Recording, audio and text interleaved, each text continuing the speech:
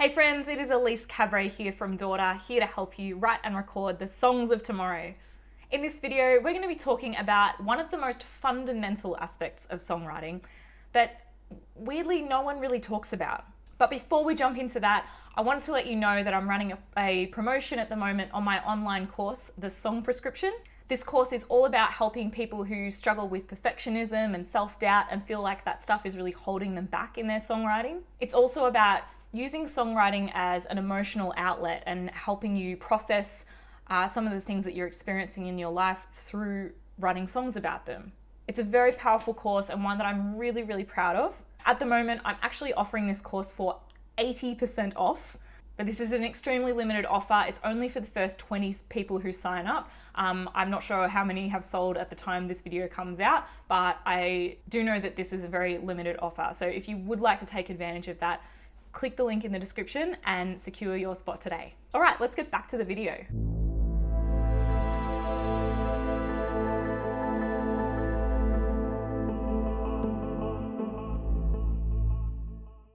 As I said in the introduction, today's video is about a very fundamental aspect of songwriting that people hardly ever talk about, and that is contrast. Now, contrast is something that's very relevant in the arts world in a number of different mediums. When you think about particularly visual arts, contrast is key. Same with photography.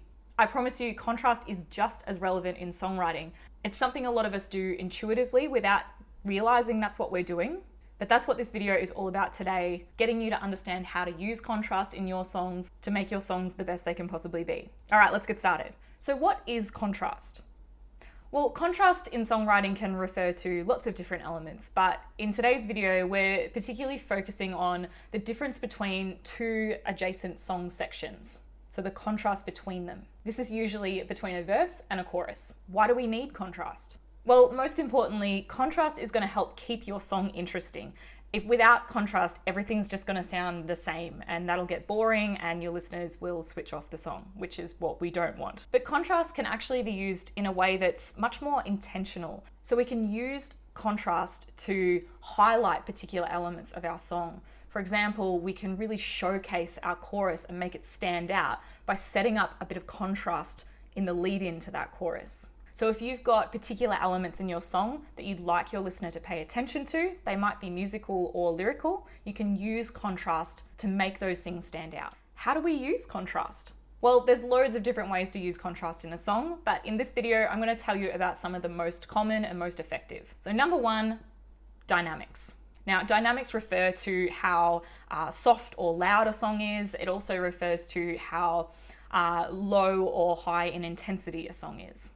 Now, typically we see dynamics with our lower intensity verses, and then we have a higher intensity chorus, and that helps the chorus stand out as the chorus against those verses. So when you're songwriting or when you're arranging your song, you always want to be thinking about the intensity that's happening at that moment. So a lot of the time we want to keep our verses very sparse and low in intensity so that when we get to our chorus, we've got lots of room to amp things up and create a bunch of contrast between those sections so that our chorus sounds really exciting and energetic. For a more unconventional approach, you can actually reverse these things. So you can have a very high intensity verse and a low intensity chorus. And you can see this demonstrated in Metallica's The Unforgiven is a really good example of that.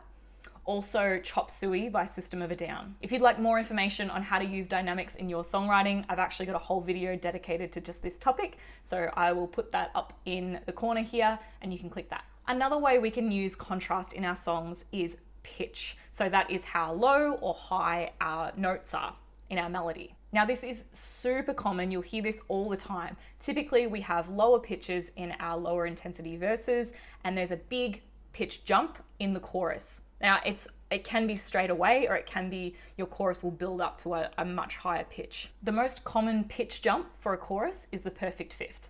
Try it out yourself. You will hear big pitch jumps between verses and choruses in loads and loads of songs, but a good example that comes to mind is Wrecking Ball by Miley Cyrus. So you've got that really low pitch verse and pre-chorus. I think the pre-chorus is, "Don't you ever say I just walked away." It's really low.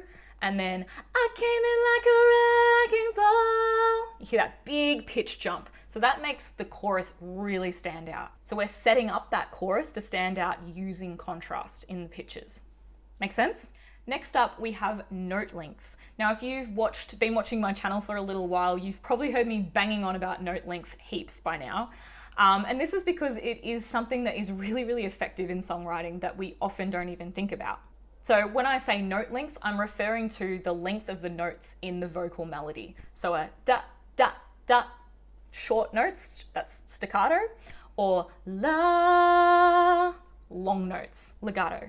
A really good way to introduce contrast between our song sections is to have, say, a verse melody which uses really rhythmic, staccato-y short notes, and then contrasting that with these long, soaring notes in the chorus. And you'll hear a lot of songs do this. Next on the list is instrumentation. Now, if you're a music producer or you have access to a band, this can be a really great way to start establishing contrast in your songs or being aware of how you can create that contrast. And this is usually in the form of where different instruments come in and where they drop out along the timeline of the song. So a typical example might be having that really sparse verse where you've just got, say, a vocal and a guitar. And then your first chorus, you might introduce a string section, and then at verse 2, you might come in bang with the drums and the bass, so you've got the rhythm section coming in. That's really typical. Through introducing each of these new instruments, you're actually creating contrast between each of those sections. Last but not least, we have the pre-chorus. Now, the pre-chorus is an optional song section that a lot of new songwriters tend to forget about. They tend to just have the verses and the choruses and alternate between those. But a pre-chorus can really transform your song, especially when it comes to contrast.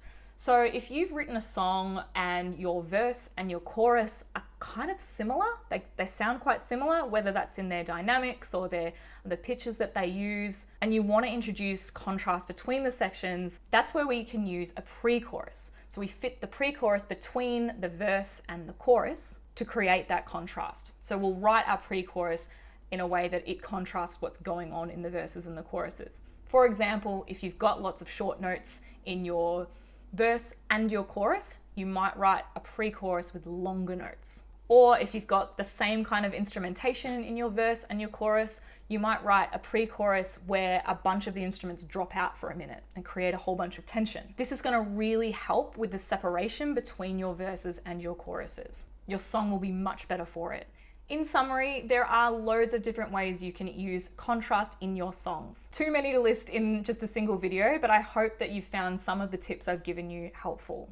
What I suggest is, as always, as songwriters, we need to be actively listening to music and the songs that we love and trying to understand and hear these techniques when they're being used.